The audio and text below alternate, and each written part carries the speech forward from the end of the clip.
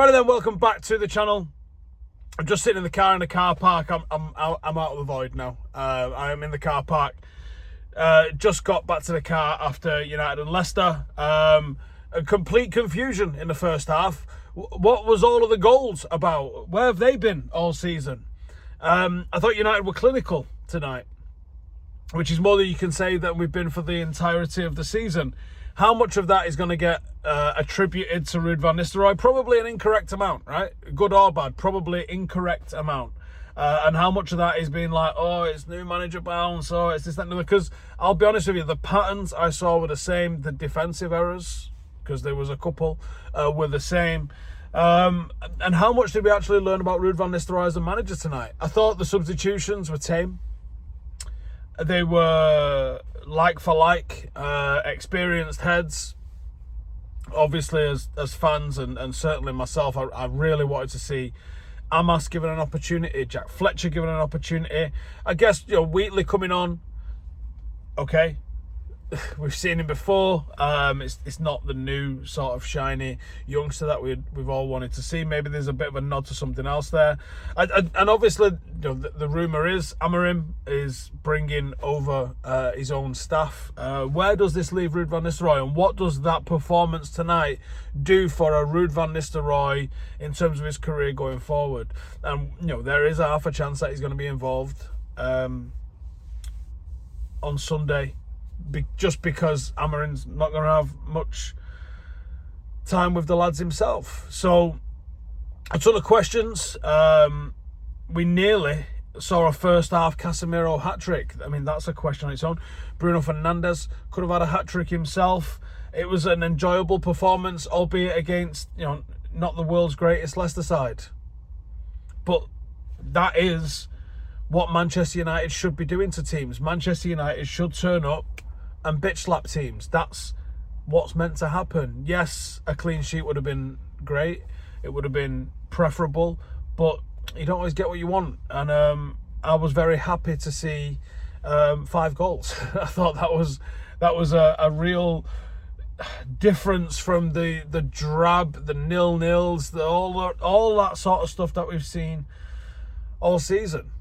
And I haven't really had a proper chat with you guys. I haven't done a live where we can get into the comments and read some questions and that. Obviously, I'm seeing the same things everybody else is seeing, but my gut instinct on this that I haven't really covered on it is Manchester United move fast. Was Amorim somebody that was always lined up? Was there was probably 4, 5, 6 people or so on a list. Where did the trigger come from to get rid of Ten Hag following the West Ham game? Because of all of the games that United have lost and failed to win this season, you could argue that was the one that was the least to do with Erik Ten Hag. In terms of what went wrong, who's to blame? That game, not really Erik Ten Hag. So was it just the bigger picture run? This has to stop. It stops now. Or was it something changed with our available targets? Did Tuchel take an England job mean that one of our pawns was now off the table? And was there rumours, real or false, about something happening with Amorim or somebody else? So, there's so many questions about United this week. One question that we've answered is, will we be in the hunt for the next round of the League Cup? Yes, we will. Emphatic victory. Decent performances, I would say, all around. Still a little bit frustrating with Garnacho. Definitely a frustrating performance, I thought, with Xerxes. Casemiro looked really good. I liked Ugarte tonight. I think Martinez decent. De Ligt decent. Dalot was a little bit of a mixed bag again.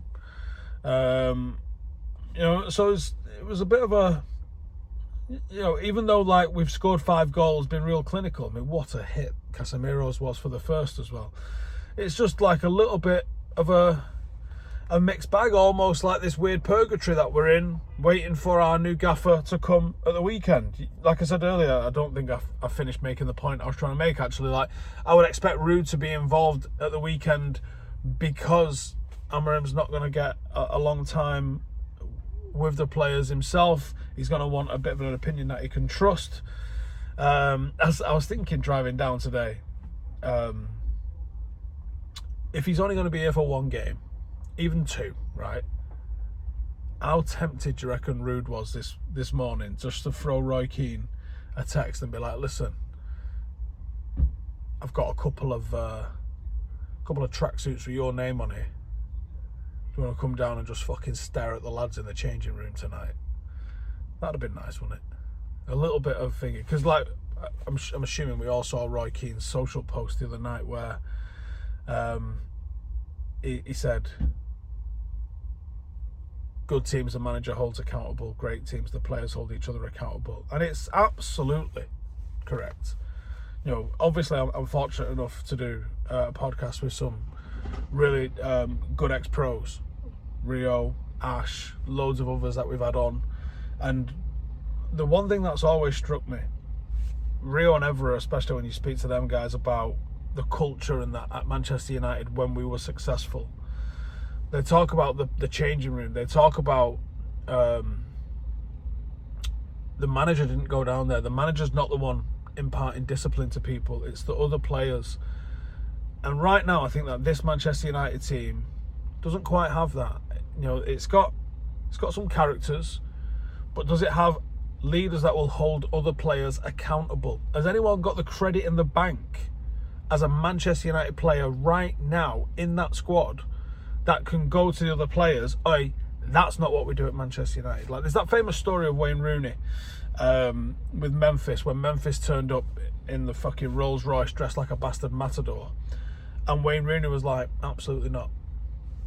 Now, on one hand, I do think if you're prepared to pay the players what you pay them, you should be prepared for them to turn up however the fuck they want to turn up, unless it's in their contract that they do otherwise. On the other hand, I do like standards like that. I love that Manchester United travel in the suit and blazer. I love that we have those sort of standards about us. Like, can you imagine Manchester United turning up dressed anything like the way Manchester City do for those European nights in that fucking D-squared shit? Could you imagine? Like, it doesn't make any news because no one gives a fuck because it's Manchester City. But if United turned up like that, there's a difference, isn't there? And those standards are not being upheld at a club. And Ruud Van Nistelrooy was someone who played to those standards, won a title here. Arguably should have won more here than he did, but he did win a title here. And I would just loved it if he'd have just sent Roy Keane a text and just been like, listen, there's an extra seat in the dugout, just want you to stare at people. Can you imagine that? Like, and kept it on the low. So the first we hear of it is when Roy Keane walks down a fucking tunnel in a United tracksuit later. And by the way, Ruud Van Nistelrooy dressed like the fucking milk tray man. Oh my good God. What a man. I hope he's involved.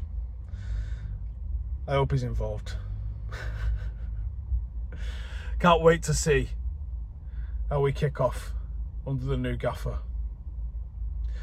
But I don't want to see too many more new gaffers. Can we just keep hold of one for a little bit and see where it takes us? Anyway, give us your thoughts on tonight's game. I'll see you in a bit.